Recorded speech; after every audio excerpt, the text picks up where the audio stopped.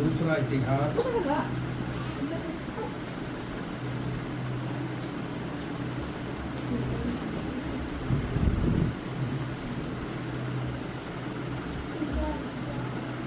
मिल गया। दूसरा क्या? 7 पद से पढ़ेंगे पहले अध्याय के 14 तक। पेज नंबर इन्हें बता दो। पहले का 7 हाँ, पहले अध्याय का 7।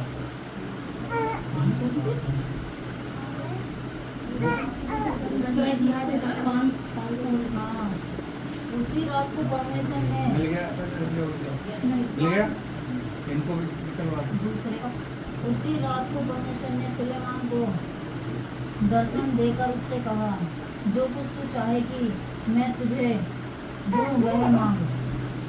सुलेमान ने परमेश्वर से कहा, तू मेरे पिता दाऊद पर बड़ी करुणा करता रहा और मुझको उसके स्थान पर राजा बनाया है। अब यह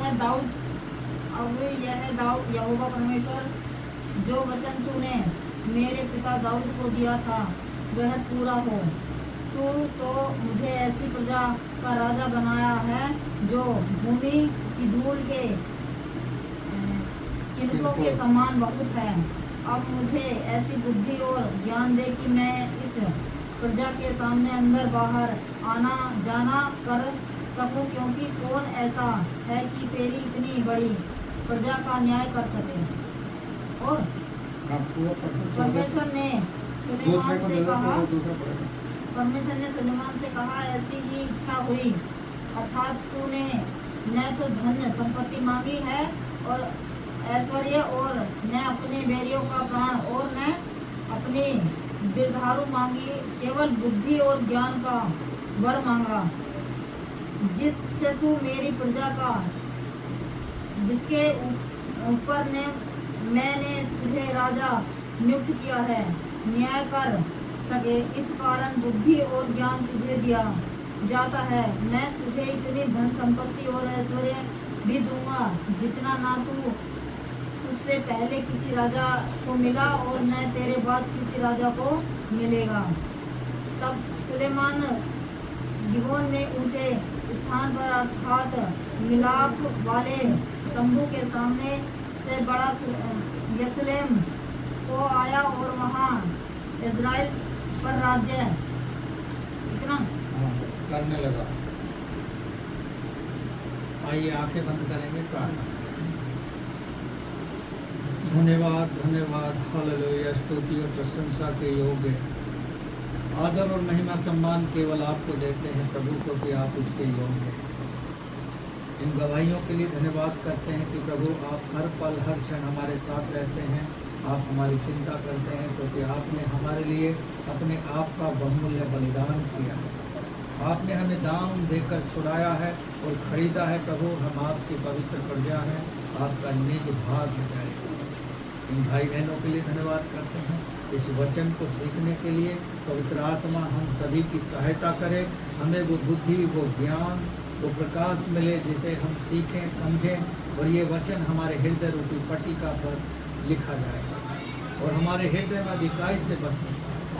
इस वचन के द्वारा हम 100 गुना, 60 गुना, हजारों गुना फल लाने वाले बन सकते।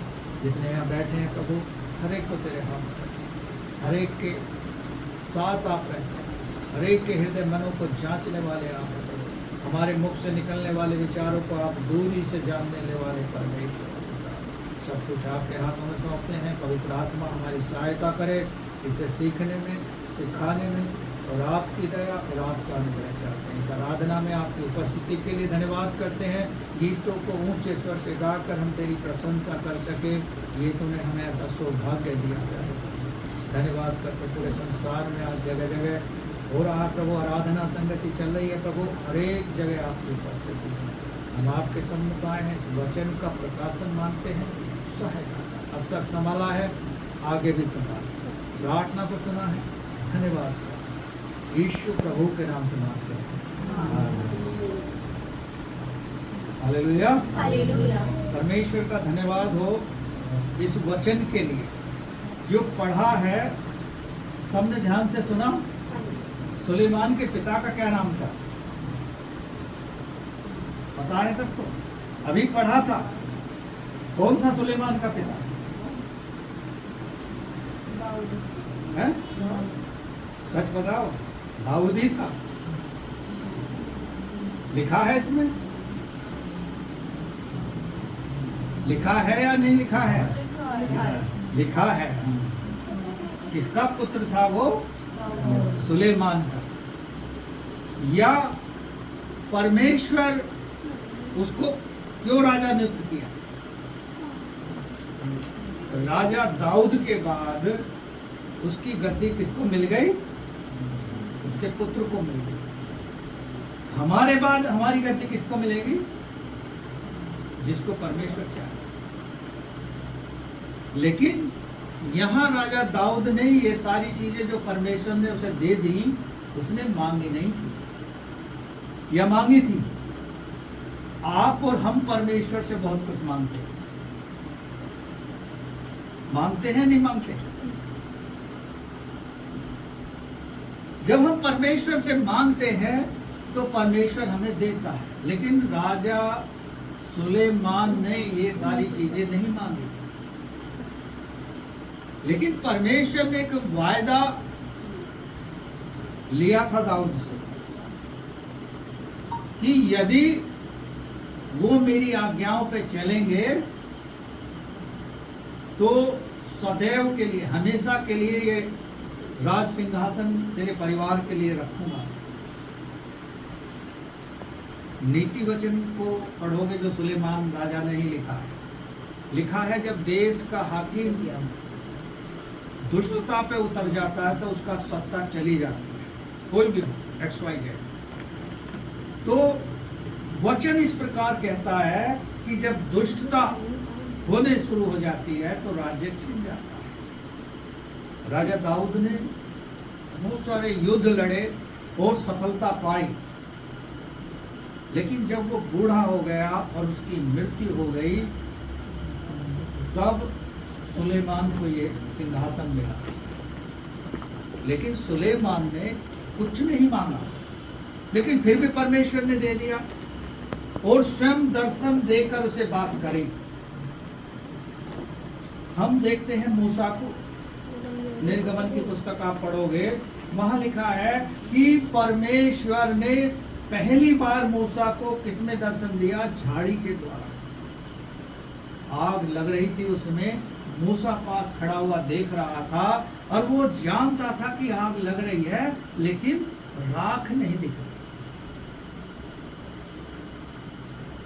उसके नजदीक जाता है मूसा कि देखूं मैं ये झाड़ी जल रही है, लेकिन क्या हो रहा है? उसमें से एक आवाज आती है कि मूसा, ये पवित्र स्थान है, ये पवित्र स्थान है, अपने चप्पल उतार दे, जूते उतार दे और अंदर आ जाओ साथ। क्या आपको और हमको परमेश्वर ऐसी आग में बुलाएगा तो हम जाने के लिए तैयार होंगे? क्योंकि मूसा के अंदर वो लगन थी, वो जिज्ञासा थी, जो वो प्यास थी कि मैं इस झाड़ी को देखूं क्या हो रहा है। और पहली बार परमेश्वर ने उससे बात की। राजा दाऊद को जब वो छोटा बच्चा था, जब भेड़े चराता था, तब सैमुअल के द्वारा परमेश्वर ने उसे क्या दे दिया था? अभिषेक करा दिया राजा होने के लिए। उसके बाद जब राजा बन जाता है, उसके पुत्र को ये सिंहासन मिला, उसने क्या मांगा? ये सारी चीजें नहीं मांगी। क्या मांगा? बुद्धि मांगी थी, विजडम, नॉलेज। आज बच्चे परमेश्वर से क्या मांगते हैं, ये बच्चे जानते हैं। लेकिन परमेश्वर का वचन कहता है, मत्ती 7:7 को पढ़ोगे, मांगो तो तुम्हें दिया जाए। बिना मांगे राजा सुलेमान को मिला, क्यों? क्योंकि उसका पिता परमेश्वर के भय में चलता था, उसकी आज्ञाओं का पालन करता था और उसके अधीन रहता था। वही चीज हम पे और आप पे लागू होती है। हम जो हमारे बच्चे हैं, यदि हम परमेश्वर के अधीन होंगे, हम उसकी आज्ञाओं को मानेंगे, उसके भय में चलेंगे, तो परमेश्वर हमारे बच्चों की चिंता खुद करेगा। हमें चिंता करने की आवश्यकता नहीं। मेरी बेटी पढ़ रही है, आगे चल के क्या करेगी, बेटा पढ़ रहा है, ये आगे चल के क्या करेगा, परमेश्वर स्वयं डिसाइड करेगा। बशर्ते राजा दाऊद की तरह आप और हमको चलना है। यदि आप और हम ईमानदारी से नहीं चल रहे हैं, तो हमारे बच्चे क्या सीखें? दाऊद ने सुलेमान को कुछ नहीं सिखाया, कुछ भी नहीं सिखाया, लेकिन वो सीखता रहा, क्योंकि उसका घराना दाऊद का परमेश्वर का भय मानता था, उसके इच्छा के अनुसार चलता था। राजा दाऊद को ही वो उपाधि परमेश्वर ने दी कि ये मेरे मन माफिक है और ये मेरे मन की इच्छा के अनुसार चलेगा। क्या आप और हम परमेश्वर की इच्छा के अनुसार चलते हैं? परमेश्वर क्या चाहता है? हम और आप तो बहुत कुछ चाहते हैं और वो हमें मिलता भी है, लेकिन क्या कभी हम सोचते हैं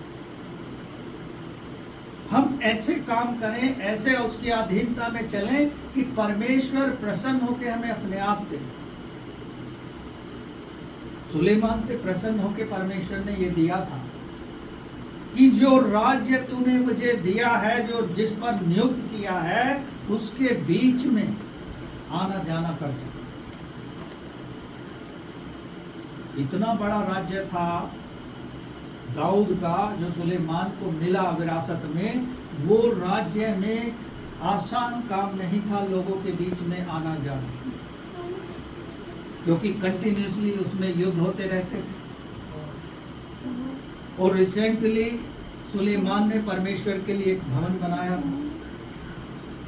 चाहता था राजा दाऊद बनाना, लेकिन परमेश्वर ने उसे इनकार किया कि तू ने बहुत लोगों का लहू बहाया है, इसलिए तू उस काम को नहीं कर सकता। मैंने तेरे पुत्र को चुना है।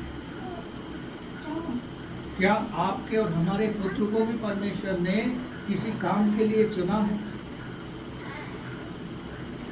वो जब हम जान पाएंगे, जब हम परमेश्वर के भय में चलेंगे, उसकी अधीनता में चलेंगे। आपको परमेश्वर लेके चल रहा है। आप जिस मार्ग में चल रहे हैं, जिस कार्य को कर रहे हैं, परमेश्वर आपके साथ बना है। राजा सुलेमान ने उस राज्य के बीच में आने जाने की बात मांगी और कहा कि मैं इस राज्य के लोगों का न्याय कर सकूं, वो बुद्धि और समझ दे।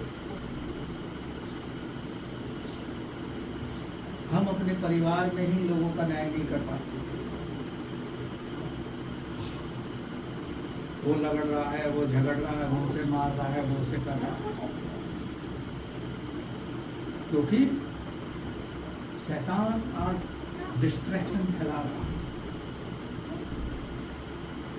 बहुत सारे परिवारों को तोड़ रहा है, उनमें लड़ाई झगड़े, क्लेश, गृह क्लेश, सारी चीजें करवा रहा है और लोग यातनाएं सह रहे हैं।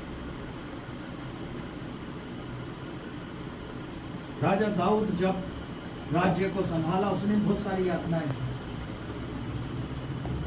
दुख उठाने के बाद परमेश्वर ने उसे वो सिंहासन दिया। आप और हम भी सिंहासन चाहते हैं, खुशी का, आनंद का और अपनी इच्छाओं का, लेकिन कब देगा? जब हम परमेश्वर के साथ चलेंगे। गीत गाते हैं, साथ चलूंगा तो जय जरूर पाऊंगा। जय पाने के लिए हमें परमेश्वर के साथ साथ चलना पड़ेगा। सुलेमान परमेश्वर के साथ चलने के लिए तैयार था। चलिए पढ़ेंगे परमेश्वर के वचन से और थोड़ा सा। 10 पद को पढ़ें। क्या कहता है इसमें? एक अब मुझे ऐसी बुद्धि और ज्ञान दे कि मैं इस प्रजा के सामने अंदर बाहर आना जाना कर सकूं, क्योंकि कौन ऐसा है कि तेरी इतनी बड़ी प्रजा का न्याय कर सके। हाँ, इतनी बड़ी प्रजा का न्याय कौन कर सकेगा? तू मुझे इसके बीच में आने जाने की इजाजत दे और वो बुद्धि, वो ज्ञान, वो वचन दे मुझे कि मैं इनका न्याय ईमानदारी से कर सकूं। एक शासक को ईमानदारी होना जरूर है। यदि शासक ईमानदार नहीं है, बेईमान है, भ्रष्ट है, तो उसका शासन ठहरेगा नहीं। इतिहास गवाह है इस बात। उसने मांगा कि इतनी बड़ी प्रजा के बीच में मैं न्याय करने वाला हो सकूं, लेकिन कब? चलिए 7 अध्याय निकालेंगे इसी में, 14 पद से पढ़ेंगे क्या कहता है परमेश्वर का वचन। तब यदि मेरी प्रजा के लोग मेरे कहलाते हैं, हाँ, तब यदि मेरी प्रजा के लोग जो मेरे कहलाते हैं, आप और हम जो परमेश्वर के लोग कहलाते हैं, दीन होकर प्रार्थना करें और हाँ, दीन होकर प्रार्थना करें। दीन होने का मतलब है अपने आप में हम कितने ही बड़े क्यों ना हो, लेकिन परमेश्वर के सामने छोटे कर दें। बिल्कुल अपने आप को, व्यवहार को, अपने आप को परमेश्वर के अधीन कर दें। हाँ, और मेरे दर्शन के खोजी होकर, हाँ, मेरे दर्शन के खोजी होकर अपनी बुरी चाल से फिरे। हाँ, बुरी चाल हमारे अंदर क्या होती है? बुराई करना, गाली गलौज करना, क्रोध करना, बहुत सारी चीजें उसमें आ जाती हैं। हाँ, तो मैं स्वर्ग से सुनकर उनका पाप क्षमा करूंगा। हाँ, उसको क्षमा कर देगा परमेश्वर। तो मैं स्वर्ग से उनका गलती को क्षमा कर दूंगा और मैं सुनकर उन्हें उत्तर दूंगा। आगे बढ़े। और उनके देश को ज्यों का त्यों कर दूंगा। उनके देश को ज्यों का त्यों कर दूंगा। जो हमारी परिस्थिति हम चाहते हैं परमेश्वर वैसी हमें दे देगा। आगे। अब से जो प्रार्थना इस स्थान में की जाएगी, उस पर मेरी आंखें खुली और सारे कान लगे रहेंगे। हाँ, जब हम प्रार्थना करते हैं, जिस घर में हम रहते हैं, जिस स्थान में हम उपस्थित रहते हैं, वहाँ परमेश्वर की आंखें लगी रहती हैं, उसके कान उनकी दुहाई की ओर लगे रहते हैं। जब हम उसे उद्धारकर्ता करके ग्रहण कर लेते हैं और अपने जीवन में अंगीकार कर लेते हैं, तब वो घर, वो जगह, वो स्थान परमेश्वर का मंदिर बन जाता है। और फिर परमेश्वर हमारी उन प्रार्थनाओं की ओर कान लगाए रखता है, हमारी दुहाई को सुनता है और हम पर अपनी निगाहें लगाए रखता है। आगे।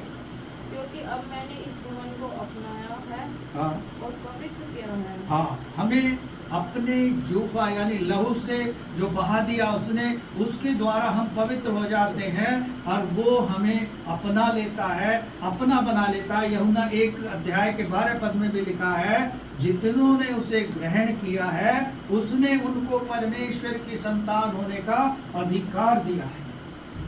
अब हम सांसारिक तौर पे तो किसी की भी संतान हो, लेकिन आत्मिक रूप से स्पिरिचुअली अब हम परमेश्वर की संतान हैं। हाँ, मेरा नाम सदा के लिए इसमें बना रहेगा। हाँ, मेरी आंखें और हाँ। मेरा नाम मन दोनों ही उनके नींद लगी रहेंगी। हाँ, उस भवन की ओर मेरे कान, मेरी आंख सदा की तरह लगे रहेंगे।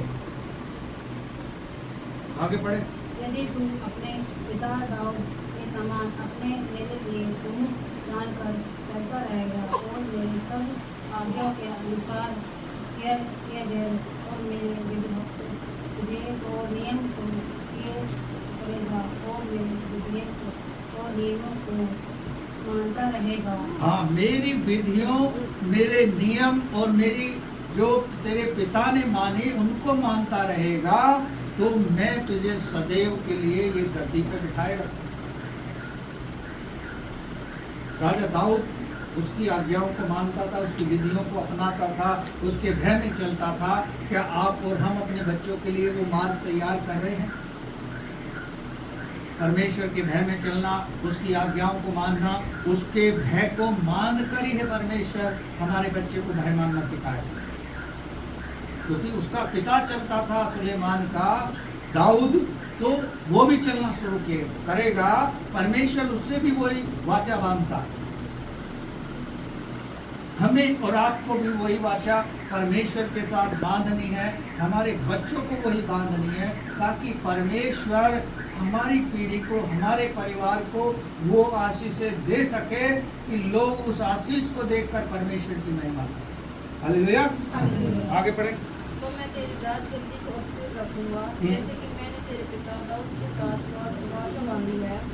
तेरे कुल में इस्राएल पर प्रभुता करने वाले सदा बने रहेंगे। हाँ, तेरे कुल में यानी उसके घराने में इज़राइल पर प्रभुता करने वाले सदा बने रहेंगे। दाऊद गया, सुलेमान ने प्रभुता की, सुलेमान गया तो उसके बच्चों ने प्रभुता की। लेकिन क्या हम ऐसा तैयार करने हैं? मनोज भाई हैं, प्रभुता करेंगे तो फिर इनके बच्चे करेंगे, इनके बच्चों के बाद उनके बच्चे करेंगे। ये प्रभुता परमेश्वर तब बनाए रखेगा जब हम परमेश्वर की आज्ञाओं में, उसकी विधियों में, उसके नियमों में, उसके भय में चलेंगे तो, अन्यथा वो हमसे छीन लेगा सब। हम बहुत कुछ करेंगे, बहुत कुछ कमाएंगे, बहुत कुछ गंवाएंगे, लेकिन हमारे मनों में वो शांति नहीं है। आज बहुत लोगों के पास धन संपत्ति हो सकती है, लेकिन उनके पास वो मन की शांति नहीं है जो परमेश्वर ने कहा कि मैं अपनी शांति तुम्हें दिए जाता। हालेलुया। हालेलुया। चलिए वापस आ जाएंगे एक अध्याय में, वो 12 पद को पढ़ेंगे। इस कारण बुद्धि और ज्ञान तुम्हें दिया जाता है। मैं तुझे इतनी धन संपत्ति और ऐश्वर्य भी दूंगा जितना न तो तुझसे पहले किसी राजा को मिला और न तेरे बाद किसी राजा को मिलेगा। हाँ, परमेश्वर सुलेमान से इतना प्रसन्न हो गया कि मैं तुझे वो धन, वो संपत्ति दूंगा कि तेरे से पहले तेरे पिता पर भी नहीं हो। वो धन संपत्ति तेरे पिता के पास भी नहीं होगी। उससे ज्यादा अपने दाऊद जो सुलेमान का पिता था, उससे ज्यादा सुलेमान को परमेश्वर धन संपत्ति दे रहा और ऐश्वर्य दे रहा है कि तू धनी होगा और तेरे बाद भी कोई ऐसा धनी नहीं होने। एक और धनी व्यक्ति था परमेश्वर की ओर से जो ब्लेसड था, उसका नाम जानते हैं आप? अय्यूब।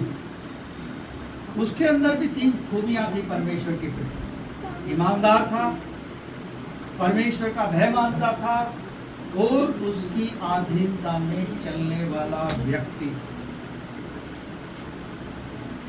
और लिखा है कि उच्च देश में रहता था अय्यूब, और उससे बड़ा कोई धनी राजा नहीं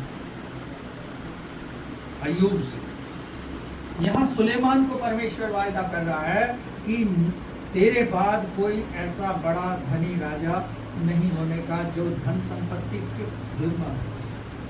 क्यों प्रसन्न हो गया? क्योंकि उसने अपनी दीर्घायु नहीं मांगी, अपने दुश्मनों का विनाश नहीं मांगा और अपने लिए कुछ नहीं मांगा, केवल लोगों के लिए मांगा। आज हम क्या ऐसा करते हैं?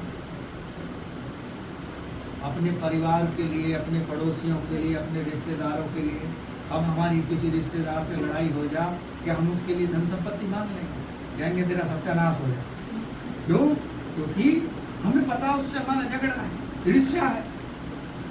लेकिन सत्यानाश तब होगा जब परमेश्वर चाहे। हमारे और आपके चाहने से कुछ नहीं होने का, क्योंकि हर एक के लिए परमेश्वर योजना रखता है। लिखा है परमेश्वर के वचन में, सारे जगत के लिए यीशु मसीह ने अपना लहू बहाया। लेकिन यूहन्ना 15 अध्याय में ये भी कहता है कि मैं उन लोगों को जो तूने मुझे दिए, लहू तो परमेश्वर के पुत्र ने सारे संसार के लोगों के लिए बहा दिया, लेकिन सारे संसार के लोग क्या उसे उद्धारकर्ता करके अपने जीवन में उसे मुक्तिदाता अंगीकार करते हैं? क्या उसकी आज्ञाओं में चलते हैं? क्या उसका भय मानते हैं? क्या उसकी अधीनता में अपने जीवन को बिताते हैं? नहीं। आज पूरे संसार के लोगों ने, पूरे जगत के लोगों ने पढ़ रखा है कि यीशु मसीह उद्धार करता है, उसने हमारे लिए लहू बहाया है, उसके कोड़े खाने से हम चंगे होते हैं, हमारी बीमारियों से छुटकारा होता है, लेकिन हम उसे अपने जीवन में अंगीकार नहीं करते। आज देखें जगह जगह सताव हो रहा है, और छत्तीसगढ़ हो, मणिपुर हो, कितने सालों से चल रहा है, वहाँ मसीही लोग ही रहते हैं। मसीही लोगों पर कितनी क्रूरता हो रही है, आप देखोगे तो आपका दिल अंदर से रो उठेगा। इसलिए यीशु मसीह भी जब लोगों को देखता था, उसके हृदय में भी ऐसी वेदना लोगों के प्रति उठती थी। लेकिन क्या आपका हमारा हृदय ऐसा है कि हम परमेश्वर को प्रसन्न करके कह सकें कि प्रभु जैसा तू चाहता है वैसा? आप पढ़ लो, परमेश्वर के वचन में लिखा है, मत्ती 6 अध्याय में पढ़ लेना, लिखा है उसके धर्म और राज की खोज करो, सारी वस्तुएं आपको देगा, सारी वस्तुएं देगा। आप विश्वास तो करके देखो। परमेश्वर के धर्म और राज की खोज करो। आजा सुलेमान ने केवल पवित्र प्रजा, जो परमेश्वर की प्रजा थी, जो उसके लोग थे, उनके अंदर आने जाने और उनका न्याय करने के लिए वो बुद्धि, वो ज्ञान मांगा। परमेश्वर उससे प्रसन्न हो गया और परमेश्वर ने कहा मैं तुझे सब कुछ देता, वो आपको हमको भी देगा।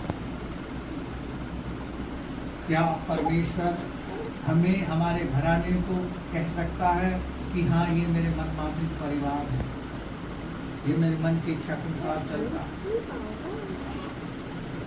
परमेश्वर आपको वो अनुग्रह, वो दया, वो सामर्थ देना चाहता है जिसके आप लिए बुलाए गए।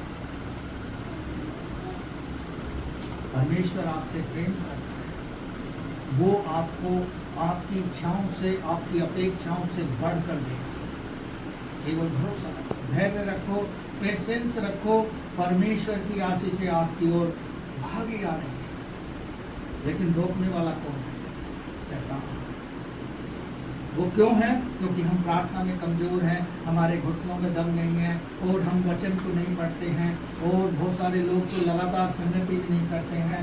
ये कारण है कि परमेश्वर हमें उन आशीषों से नजदीक लाने के बजाय शैतान हमें दूर ले जाता है। धैर्य रखो, परमेश्वर आपको बहुत सारी आशीषें देगा। आपकी पीढ़ियों की पीढ़ियां आशीषित होती चली जाएंगी। जरूरत है आपको और हमको दाऊद की तरह परमेश्वर के घर मानने। हालेलुया। परमेश्वर का धन्यवाद।